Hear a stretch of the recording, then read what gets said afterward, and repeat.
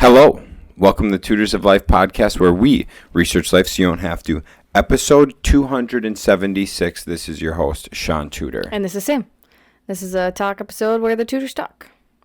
And I'm sorry if there's some sound balancing issues. My computer reset some functions. I don't know. I want to start out by saying... God, you're so loud today. Okay, continue. Well, I was quiet a minute ago till you adjusted a bunch of shit.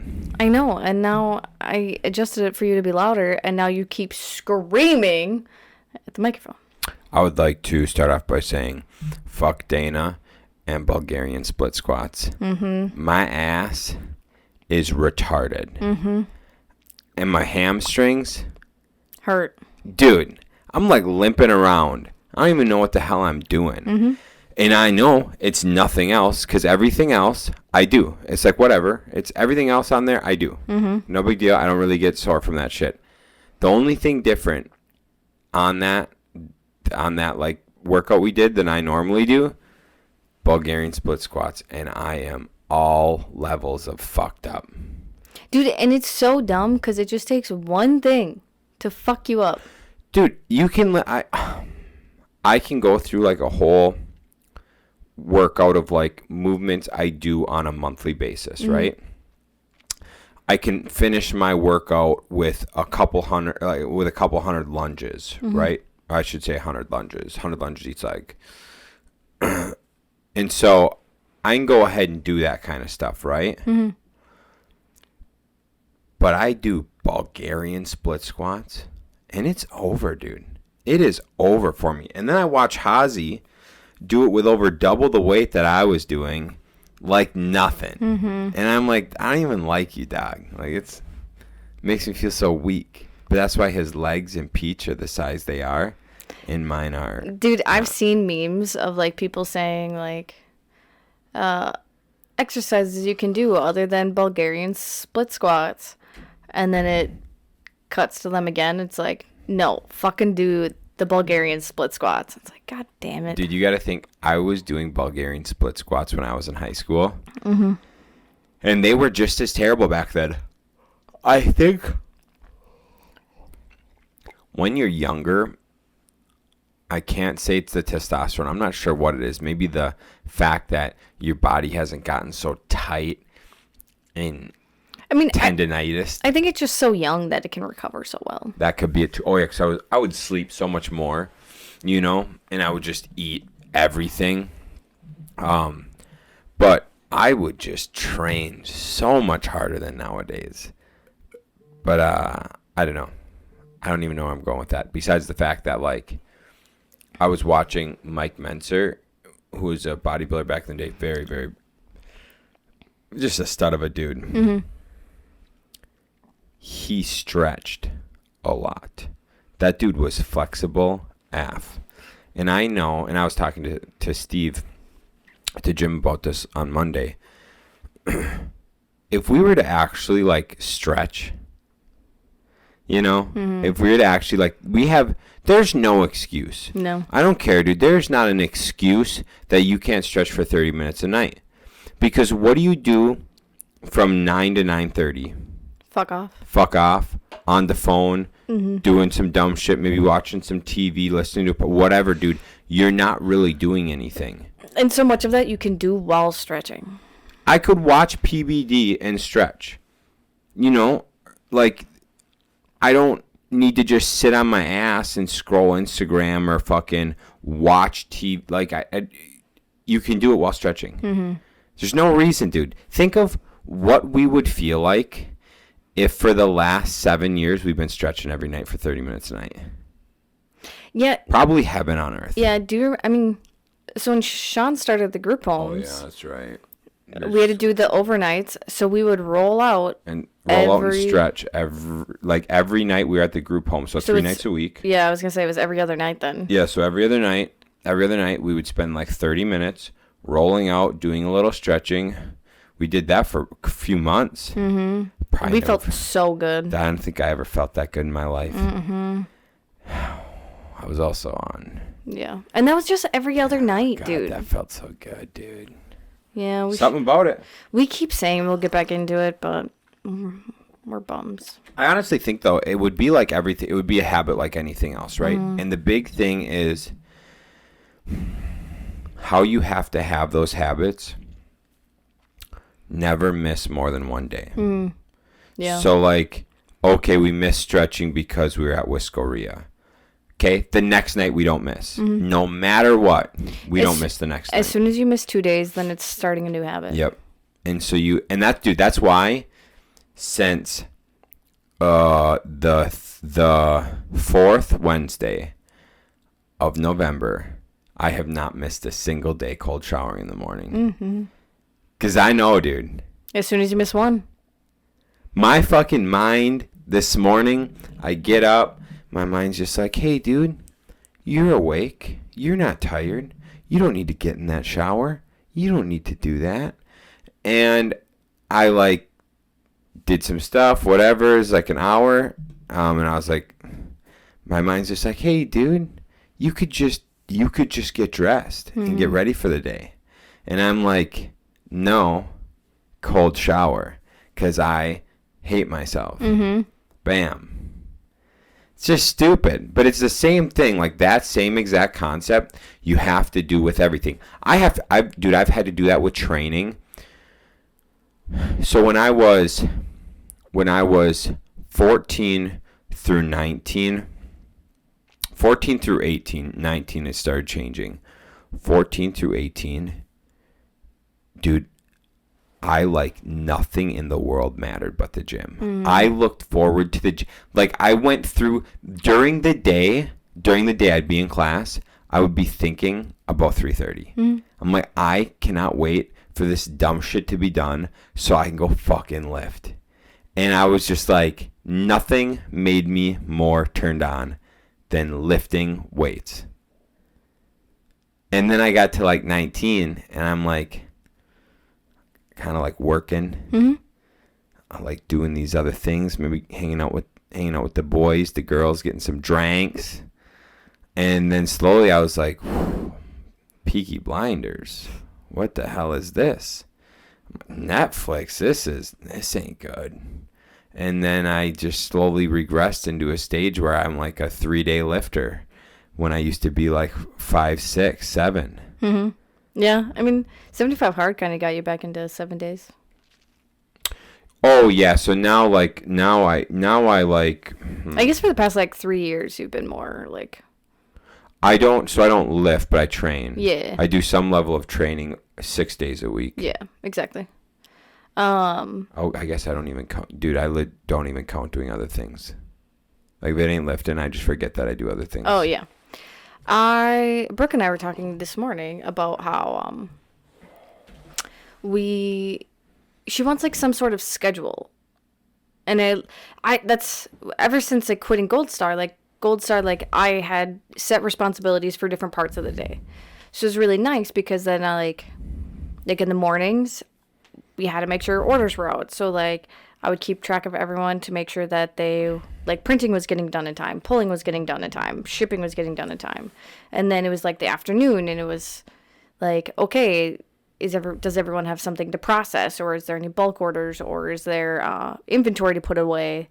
So, like, there was different things that I kept track of different parts of the day. And so I've been trying to think of, like, what's a good flow and process for the construction business.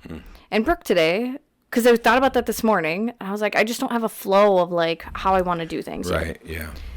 And Brooke then today said like she wants some kind of schedule, like that she's just like, okay, on Mondays I send out invoices, on Tuesdays I do this, and I'm like, yeah, I like could totally see that. And like we've discussed it too, how maybe in the mornings I'll do all the office work, and then in the afternoons like go putz on finishing the basement, or like going to do some finishing work at jobs, just stuff like that to do in the afternoons more.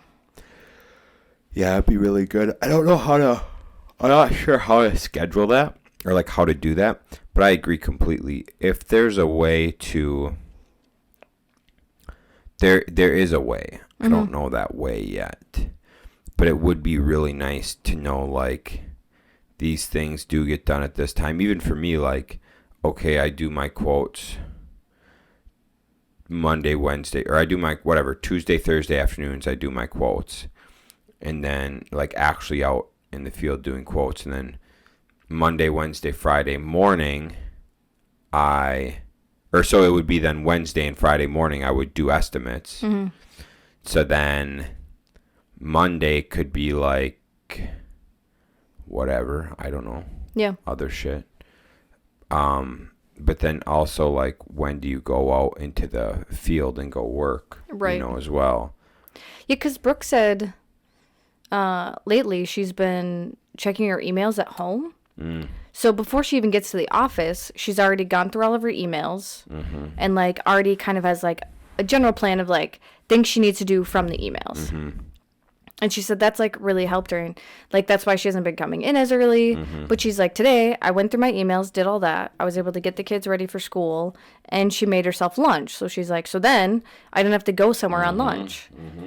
And she's like, sure, I get in at 8:30, but I already did work for half an hour, and then I did stuff too. What that right there, people don't understand. If you're not taking a client out to lunch and you can eat at work, you just save so much time. People are like, oh, it's not worth the time of cooking. But like me, for the longest time, I'd make my breakfast. And when I'm making my breakfast, I'd make my lunch right alongside of it, take my lunch in a cooler. And so then I'm eating so it took the same amount of time. Like I was making breakfast anyways. Yeah. Took the same amount of time, and I would have them on the oven as I'm like packing my shit for work, getting the car started and warming up, as I'm like getting dressed, whatever. And so really I'm eating on my drive to work. I got my lunch with me, and then I don't have to leave for lunch. I get to just work through lunch.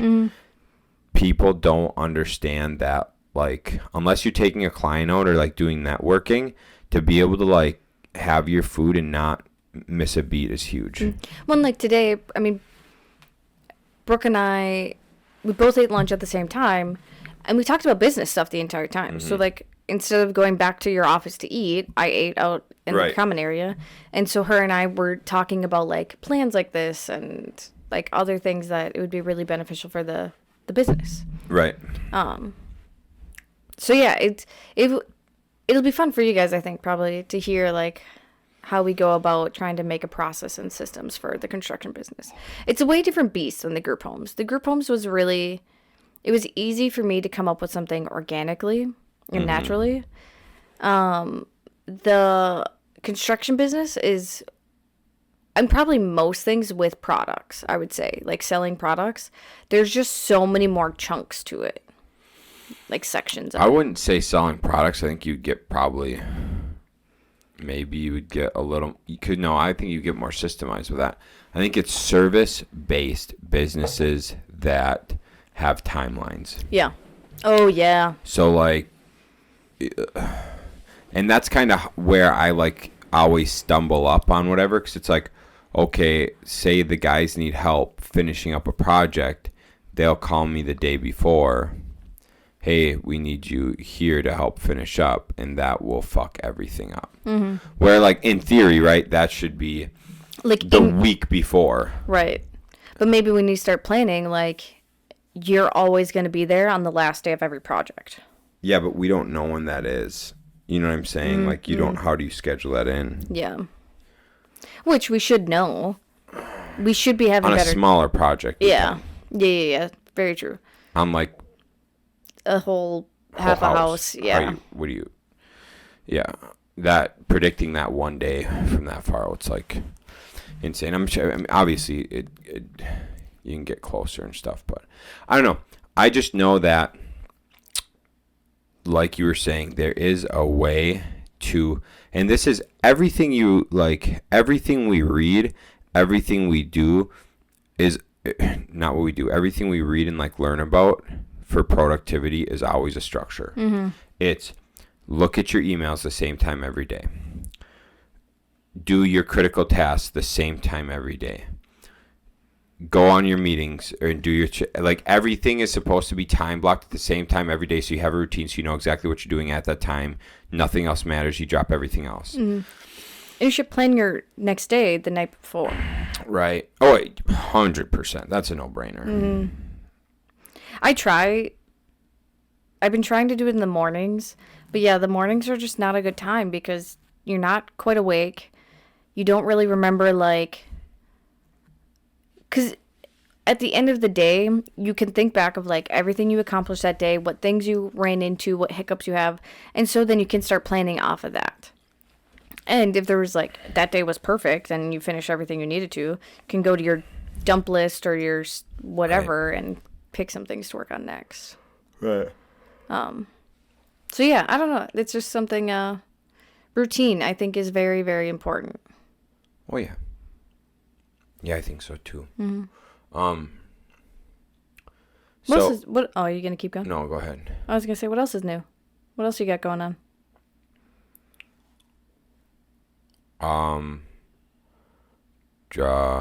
Just hopefully getting a house. Oh, we could talk on that. So, like, hopefully getting that, 2 days closing on that house in Strum. Yeah. Sellers became difficult. Per usual. Ryan and I cooled as a cucumber. Brandon losing his brain. And then I'm just not even responding because it doesn't matter. Ryan's like, you have to be rationally detached. In layman's terms, you have to, like, not be emotional, keep your cool. And then Brandon's just like, essentially Brandon just doesn't have as much time in as like Ryan and I with stress and stuff. So it's like these things happen. There's with like, okay, this actually could be kind of like a lesson for a lot of people. The best way to win is to win. Mm-hmm. The best way to win is not to cut somebody down. Okay? So if someone fucks you, okay, the best way to get them back is to win.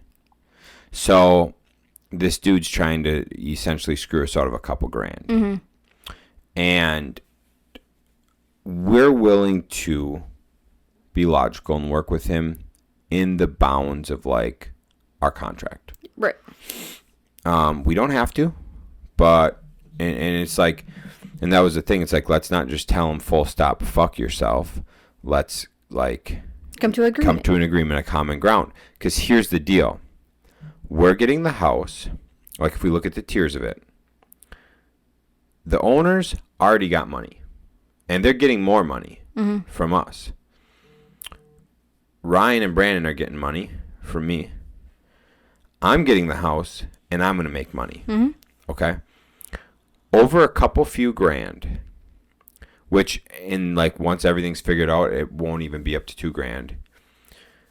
It's not worth burning the bridges, going through a bunch of stuff to try to fuck somebody for $1,500, $2,000, whatever. Because what happens? Ryan and Brandon lose out on making their money, which is 10x what the potential is, right? Mm-hmm. I miss out on losing mine, which is 10, 20x, all for $1,500. Like, it's not worth, and this goes into, like, everything about, like, burning a bridge or, like, shoving it to somebody. The best way to shove it to someone is to win. Mm-hmm. Oh, yeah. And so, like, things like that, you gotta, it's a little frustrating. Maybe vent and rant for a second, but process it. Respond. Don't react. And respond so that you win. Sure, you might not win as big, but you still win. Right. And the big thing is, like, always make sure you win. In that realm. Yeah. And so. And if you're, like, chill and understanding and cool, like, what if they know someone that wants to sell their house? And they're just like, hey, friend, I know you want to sell your house. You should hit up these guys because they were really chill and awesome with me and were able to, like, help me out. Right. 100%. And especially in a small town. Small towns are very, very catty. So if you get on a bad side of someone, the whole town's going to know. 100%. It's all, like, in that realm of, like, so this is what I do, and then I heard Andy Frisella say it, and I was like, this is exactly what I do. But it's like, at what point is a job too small? For construction in particular, the question was that's just perfect. And Andy's like, there's no job too small because you have no idea what that small job can do for you. One, you build your brand and your reputation. Two, that person could have you just redoing their door right now, but need a whole new kitchen. That person might only need a door done, but their friend needs a house built. You have no idea what your courtesy can do. And so like today, I went and looked at an entryway, and I got a couple of our like main subs who's going to do the whole job for me. And I'm just going to slap my 15% general charge on top of it, right? Reason being, we're already busy into May. We already have work into May. These guys don't. Okay, here's this work. Well, so when we go there and we quote it out today, I'm like, yeah, could I make, if I did this with my guys and push this job out till June, could I make 4x on it than what I'm going to make? Sure. Instead, keep these guys busy, and what happens when I'm there today? The customer goes, yeah, well, so like we'll let you know our budget and stuff because we also want to get our kitchen done down the line. And I'm like, oh, just so happens we also do kitchens. So they're like, oh, let's do the entryway, then we'd love you to quote it. Okay, well, that's beautiful for us because kitchens are our bread and butter. And so for like our guys, when comes the time, you damn right we're going to quote the kitchen and do the kitchen. And so it's like, is it worth the hassle of me going, meeting, generating a little job like this, giving some of our main help, some of our main guys we rely on to do the work, keep them busy for a little fee just so we're covering our hourly and shit? Absolutely, because now we could have a job 4 times the size. And it's, it's all about like, you don't know what's next. Right. And so it's just worth doing those things. I mean, you looked at a lady's window. Yeah. All she wanted was a window replaced. And then she started slowly going on and on and on about like, oh, well, it'd be nice if this was redone. And, oh, it'd be nice if we could get this redone. And like, then you had the full grocery list of things she wanted to get done. Right. It's just like, yeah, going to look at that window gets me now $10,000 worth of work. Right. Oh, that beautiful example. Another example, the addition. So the B&I group with Eva. Hey, Shaun, can you come take a look at the addition? Yep. Additions aren't in my wheelhouse. What is my wheelhouse? Everything interior. So I'm like, hey, friends that do additions, you guys want to tackle the addition? And we'll do like a little bit of the wiring inside, a little bit of the interior stuff. The customer wants to handle most of their interior stuff. But I'm like, here, why don't you guys just do this? I'll just throw my general charge on it. And it's not going to be, it'll be an all right day, but it's not going to be like we got a whole job, right? Well, what happened? She calls me back 3 weeks later. Can you help redo our bathroom? Absolutely. So now we got our bread and butter job. We get our bread and butter job. The addition is still like out there as a potential for later this year, early for the following year, which is perfect. It's just a general fee for me. But the thing is, the main most important thing is the customer gets what they want, and so they are happy and are going to know that we're like front of mind, we're top of mind, right? Yeah. And so that's just kind of like, so that to tie that back into everything is like, we win. Because we, like, what are we doing? We're looking out for our customers' best interest in mind. Even though it's like, that job for me is essentially a waste of my time. But it's not a waste of my time when I get the customer what the customer needs, and then the customer wants something else or tells someone or whatever, and then boom, I get a job out of it. I mean, how many jobs recently have we gotten because, like, word of mouth? Oh. Yeah, exactly. Literally every job. Like, we've had people from Wisco reach out to Shaun to be like, oh, my friend wants their bathroom redone. And you're like, cool. Or, because someone wanted, like, new stair treads. That was the job I was on today. A full basement. A full basement, okay, yeah. But then, like, they had a friend that also wanted a full basement remodel. And it's just like, okay, cool. Mm-hmm. So, yeah, I mean, we've been just getting, like, you do good on your customer jobs, and they will reward you. Every job we've gotten is referral. Mm-hmm. We've done zero marketing. Zero. Mm-hmm. Every single job we have is word of mouth, period. If you go onto the Instagram and Facebook page, there is not much on there. Mm-mm. Starting April 1st, that's my goal. The only thing that I guess is but isn't yet on the books is the customer I called to buy her house and the window one. So the window, the kitchen, and the bathroom. Yeah. But none of those are on the books yet. There's just estimates right now. Yeah. But yeah, so it's what else is new? What else is new? So there's that. It's the warm weather, babe. Until today. But it's supposed to be really nice again, though. The warm weather got me itching. Itching for what?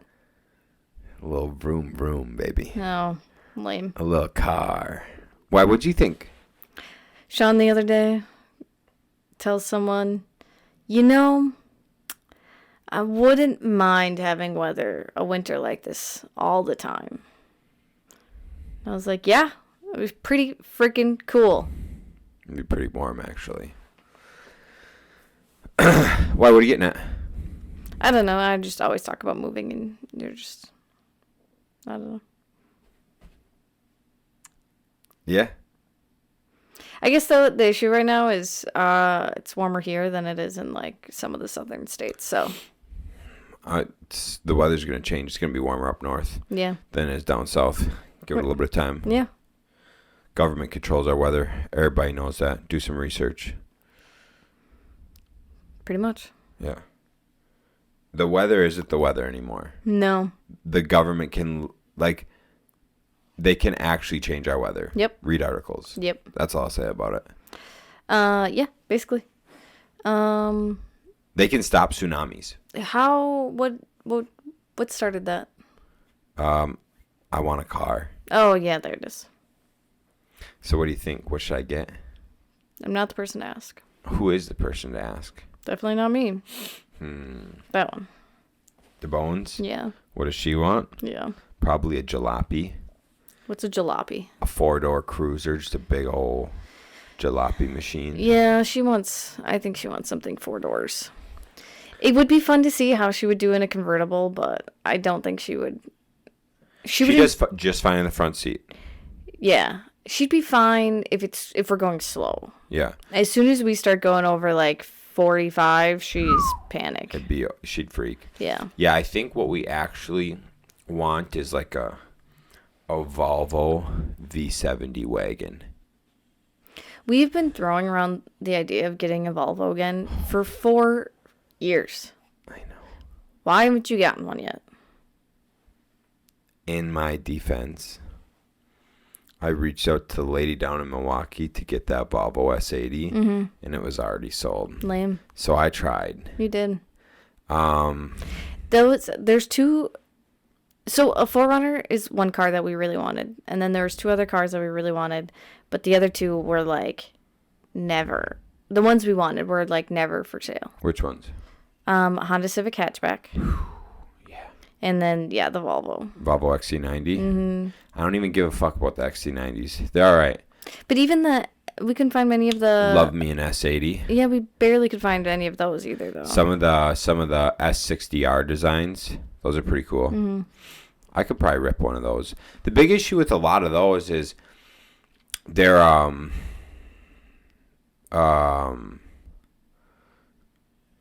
A lot of miles, high miles.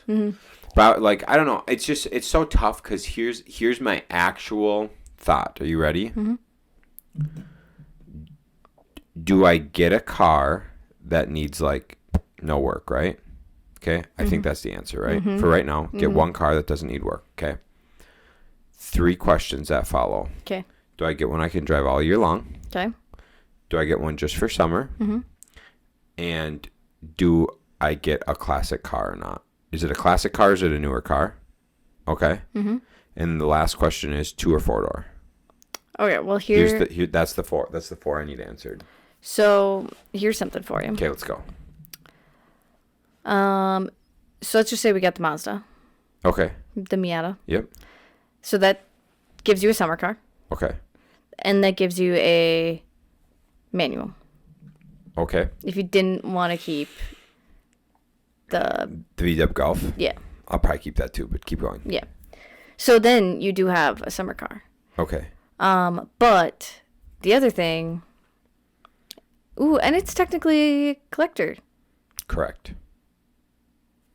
So that's 3 boxes checked. 2 or 4 door. That's a 2 door. Okay. But Mimi wouldn't be able to ride in that. Right. But we could definitely get that. Okay. And that is ready to go. Vroom, vroom. Vroom. You could get a fixer-upper car then on the side. What about a car for Mimi to cruise in with us? Or that just doesn't matter? Just be the 4Runner cruise? 4Runner or the VW. That's pretty fair. So you're telling me I could do like the Miata so I have a car just to drive and then do I go straight for like a fixer-upper quicker car that I could like build and do fun stuff with? Okay. Or do I go like to a classic like collector?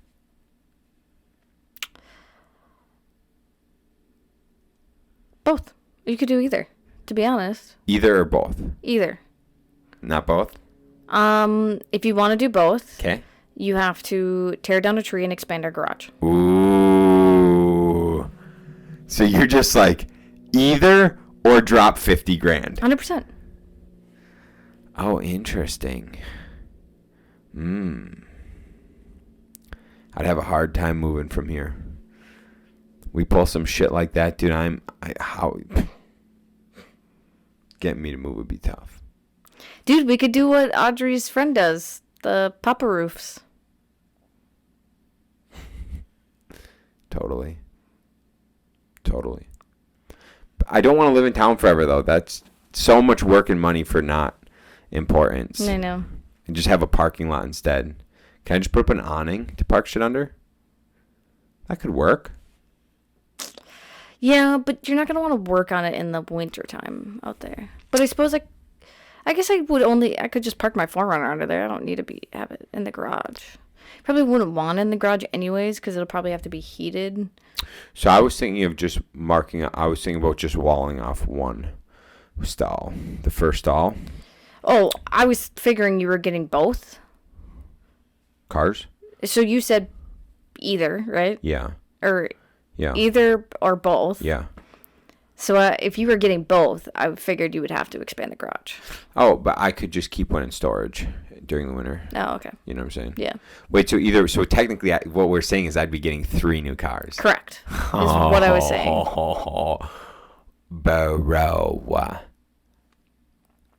Bro. Do you have any idea how awesome that'd be? Do you know what I really want? Tell me. I think... Actually, you know what would be really cool? What's that? Now that I'm thinking about it. 2 things. If we were going to stay here for 5 years, like, I would just do so many fun projects just to make this place, like, extravagant. Okay. Not really for us, but for, like, resale value and because, fill my time with stuff. 1, sauna and the cold plunge. Okay. Build a really cool patio area with those. Sure.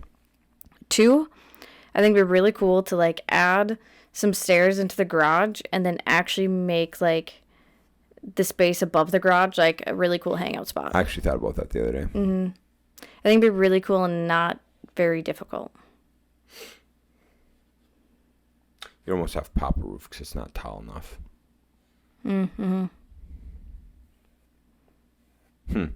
Yeah, I see what you're saying.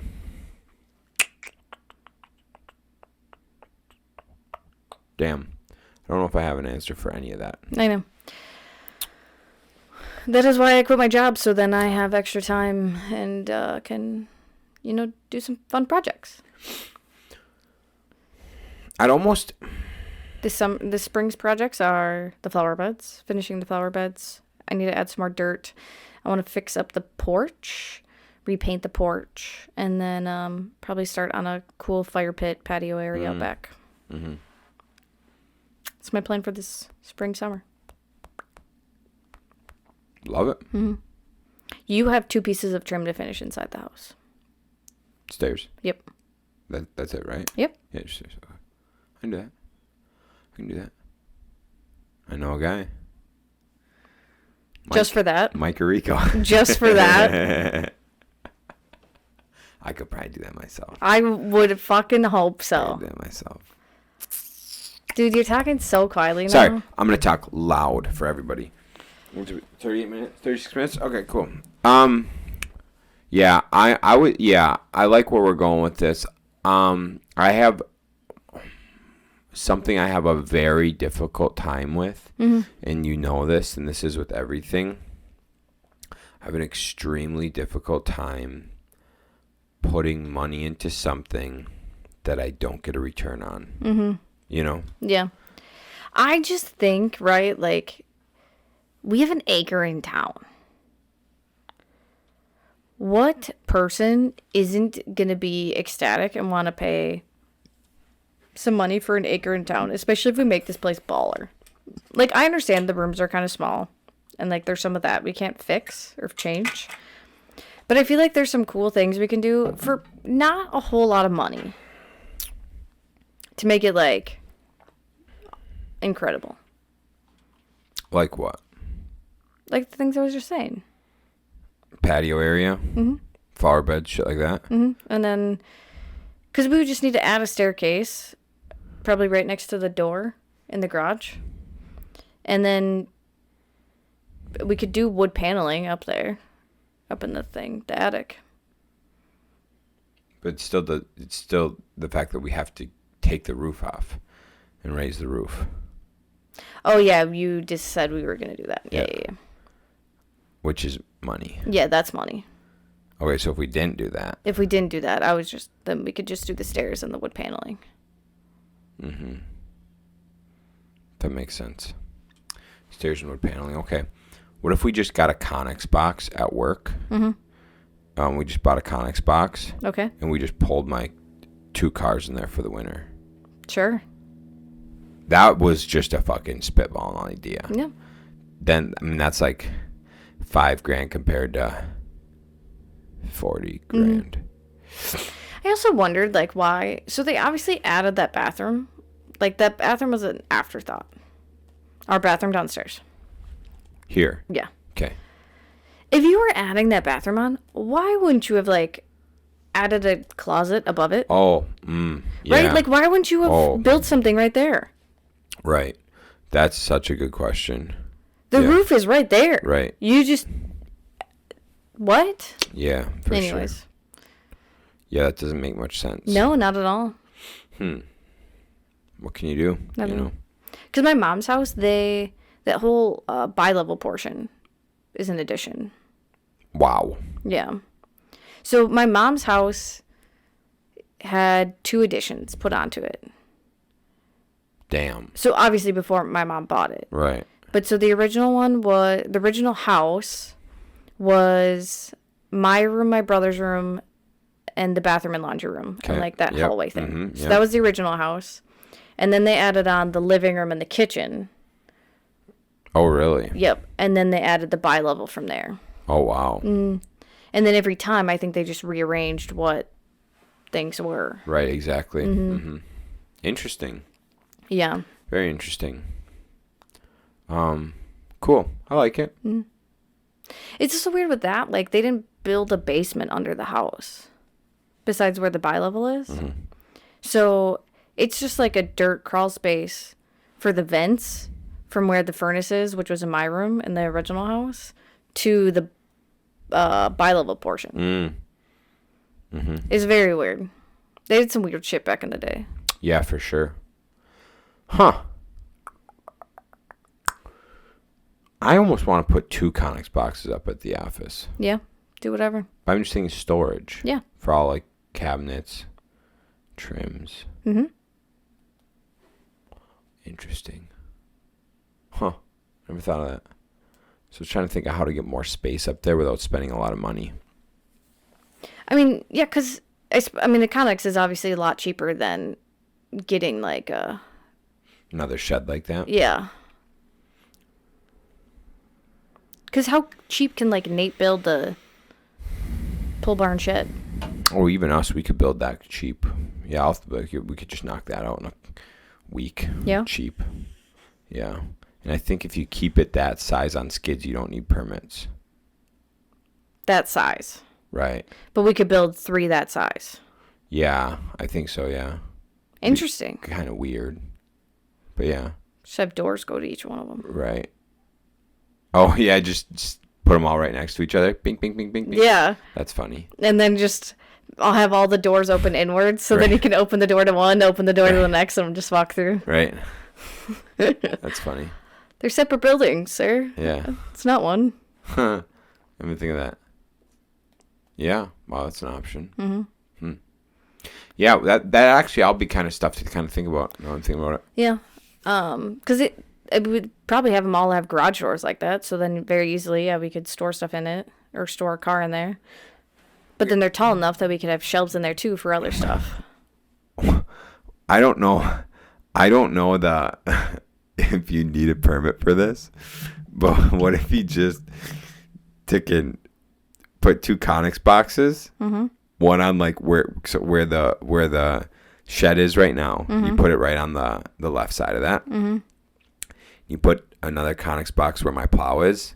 Okay, so you got like 30 feet in there. And what if you just did rafters with tin in between them? In between them, and then you had all that area to like park our like, because then we could park our trucks back there and our trailers under there and stuff. And then you just have both Conex on each side for storage. You know what's a blessing? That's Chippewa County. That's what I'm saying. Like and Lake Hallie. We'd probably be able to. Right. I'm just like, that would be fucking kind of sick. Yeah, actually. Keep costs down. You'd have good coverage. So essentially, you kind of have like a pavilion. You know, you got like a pavilion out there or whatever. That's not a terrible idea. Okay, anyways, what else you got, babe? What else I got? Yeah, guys, just so you know, this is where we just talk about dumb shit. This is how you know Shaun and I don't talk about life outside of the podcast. Just talking about work and shit. Literally, all we talk about is work. Brooke cool. yelled at us. Be cool if we didn't, maybe as much. What do we do? What do you do if you don't talk about work? Is that what you're asking? What else do we do besides work? Nothing. I build Legos. I work out. Did you see there's an addition in this room?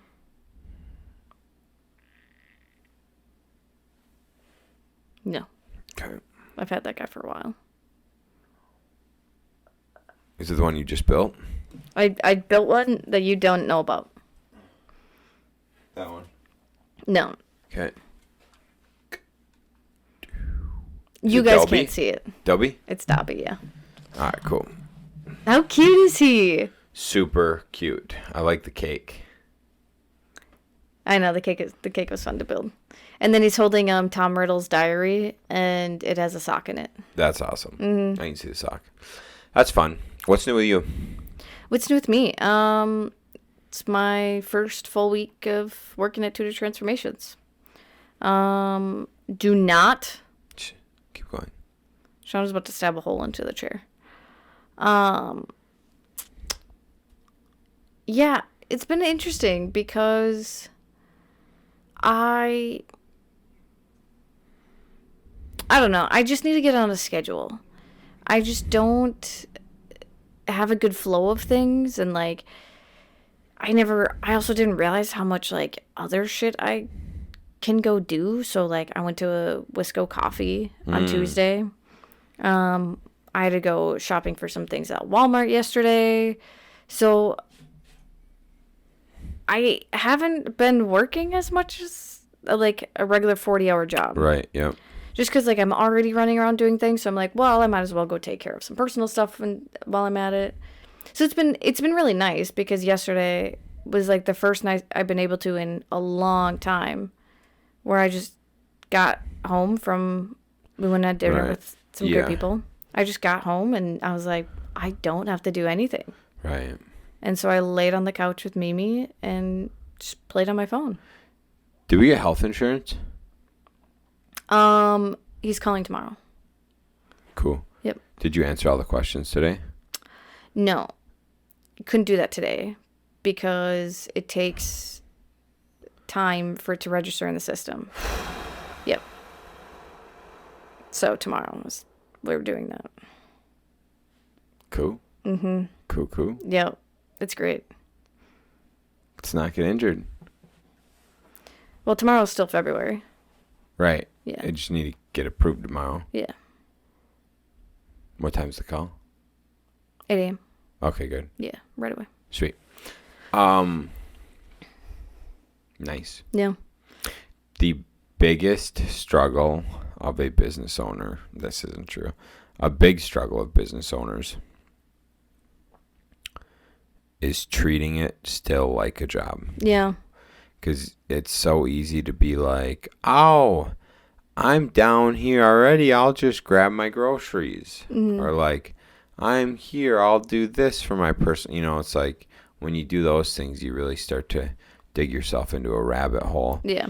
But if you are disciplined and do work and catch up with that shit at night or in the morning, it's not, I mean, because like for me, like if I'm out doing stuff and I need something and I'm down for work on the south side of town, I'll just get whatever I need down on the south side of town because that's a 20-minute drive each way. Yeah. And like, okay, I'll do some more work in the morning or the night to make up for that. Whatever. Yeah. It's not a big deal. Yeah. And that's like finding the balance. Like today, our whole morning was screwed up trying to figure out health insurance stuff. Yeah, it sucked dick. But it does make me feel better, like, not being salaried, because, like, the time I'm clocking in is time, like, I am fully working. Right. Mm-hmm. So it is nice in that way where, like, yes, I'm not getting work done, but I'm also not, like, getting paid. Right, I'm not getting paid to do nothing. Right. And that's what I always, like, felt bad about, like, at the previous job. It wasn't like I was doing nothing, but there was so many times that I felt like I was just like twiddling my thumbs because there wasn't a whole lot of work to do. Mm-hmm. So it does make me feel like the work I am doing is more valuable. Mm-hmm. Makes sense. Mm-hmm. That's cool. Yeah. It's just getting into the rhythm again and getting into a new rhythm and figuring it out. It just takes time. Oh, it's all time. Mm-hmm. It's all just time. And a lot of things get cleaned up and get taken care of. Like, obviously, we won't have to deal with health insurance again. Mm-hmm. And there's a lot of things like cleaning up books from last year and getting set up on, like, Wave accounting. And a lot of those things, once you have a good system for it, you don't have to go through so much extensive work. Yeah. Once we have, like, the same thing with, like, Recon. Once you have the website set up, the Facebook set up, then it's just, like, the posting. It's not all the other stuff. And so it's when you look at stuff like that, it's very, very good that it's only for a certain amount of time. We gotta sleeping bones. Dreaming. Anything else? Yeah, I had one more thing. Richest Man in Babylon. How deep are you? So today I read about the gold keeper, the gold lender. Yeah. And it was the story about him. Mm-hmm. So interesting because it's something we've heard from so many people, like bigger people, is that like you're gonna have people ask you for money. Mm-hmm. But they say like, don't give it to them. Mm-hmm. Because if you give it to them without like training them or trusting them or anything, they're just going to spend it willy-nilly and then ask for more money. They're never going to pay you back, nothing. Correct. So it's so interesting to, like, read that story and, like, the guy, like, pretty much saying, like, if this was your last pennies, like, would you trust this man to take care of it? And he's just like, no. Mm-mm. It's like, okay, yes, you have lots of gold right now then, but why would you trust that man with that gold? Right. Like, you need to make sure that this gold is working for you and you're going to get it back. So yeah, it was very interesting. But he did say, like, if you do want to still help them, like, help them in training them how to manage their gold better, or how to make gold, or like something like that too. So I thought that was interesting. I was just like, oh yeah, I never thought about it. Like, if someone asked money for, like, from us, and be like, well, like, we'll help you. So, like, someone asks, like, how do I make more money? And it's just like, well, we're not going to just tell you, or not. Can I have money so I can make money? Like, if they wanted to buy a flip or something, you're just like, well, you've never done construction, so I'm not going to trust giving you money for a flip if you don't know construction. Mm-hmm. And so instead, you could be like, I'll do this. I'll fund the project. You can be some type of ownership of it, so maybe like 25%, and I will teach you and train you how to do this. So then they're getting two rewards. They will get a little bit of money at the end, but they'll also then start having the knowledge. Right. So I thought that was interesting, too, to think about it in that way of just not just giving someone and hoping they give it back to you, but training them and showing them how to give it back to you. Yeah. So I've read that book a few times now. Mm-hmm. And every time it's so goddamn good. But that's exactly right. And I've thought about that actually for years, probably because I read the book years ago. But yeah, I don't just give people money if they ask. I will give them like education, and I'll be like, if you do this, you'll make money. We have in the past, and right, exactly, and I quit doing it. Yep. I give people money and I quit. Because I learned that people know how to squander money, especially if they squandered their own money, they're going to squander yours. Yep. And so it's something where it's like, I'm not going to give you money, but I'll give you education. But you have to come to me for education. I'm not going to go out of my way to give you education, because that just means you don't really want it. Mm-hmm. But like we know the guy we had dinner with yesterday, he wants it. And so I'm like, hey, if you find a deal and you bring me to walk through it with you, and you're willing to do the work, I'll make sure it's a good deal. I'll show you how, and I'll like be the money. But it's a mutual thing where it's like, you bring the deal, you bring the construction, and I'll bring the knowledge and money. But I'm only bringing the money because I know the deal's good. Mm-hmm. And then the knowledge will be like in return for his money, right? So like, he found a deal, I got money. But then like, he'll do construction, I'll give knowledge, right? Mm-hmm. And so it's like, it's about, that's mutually beneficial. That's in situations where I will give money. Yeah. But that's like strategic lending. Yeah. Because you know that you'll get the money back. I know what kind of finishes I'm going to put in the house. I know that whether or not it was a good deal that we bought, that there's money there to be made. Mm-hmm. I'll get to babysit the project and go over with the contractor, like what he's doing and stuff to make, and it's like, then you got your hands on you making sure it's good. Mm-hmm. Another way I'd give money is, so if you see somebody knows how to save money and they know how to invest, mm-hmm. and they're looking for money to invest more in something, I'll lend people like that money. Yeah. Or borrow people like that money. Because it's like, if I know you're currently responsible with your money and you just need more money for like XYZ, yeah, like no brainer. That makes sense. But if you're not good with your money and you can't even, like, you're not good with your money and you don't have the skill, you got to have the skill and the money, so be good with your money and have the skill to know that, like, you're not going to squander my money. Right. And that's exactly what the goaltender says. Is like, if someone doesn't know how to manage money, don't ever lend them money, period. Now, if someone knows how to manage their money, but they don't have a skill, don't lend to them. But if the person's got a skill set and knows how to manage money, lend them money. Mm-hmm. As long as like what their endeavor does make sense, right? Which is what you do. So right, because if someone is experienced in jewels, but they want to invest in sheep, yeah. Do you think they would know anything about sheep? They don't know anything about sheep. No, they don't. That book's huge. The biggest thing that people don't understand, and they always have a fucking excuse for, it does not matter the money you make. If you are incapable of saving 10% when you make nothing, you're incapable of saving 10% when you make a lot. Yep. You have to set the discipline early on. I've been disciplined in my savings since I was 15 years old. I got my first job at 15. I've been disciplined in saving. Hell, even before that, when I was younger, I would save money. Yeah. And you have to start, dude. Like, you make $50 a week. You gotta be able to save 10% of that. And so, if you don't do it now, you're never gonna do it.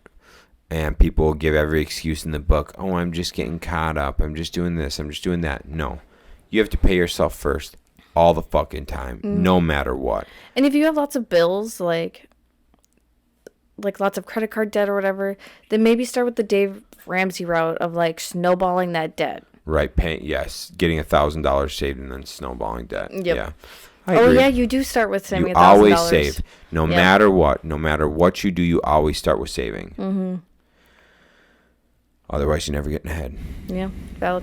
Cool. I love it. All right, guys. Thanks for tuning in. We'll catch you on the next one. See you. 7:34. I can go for some grub.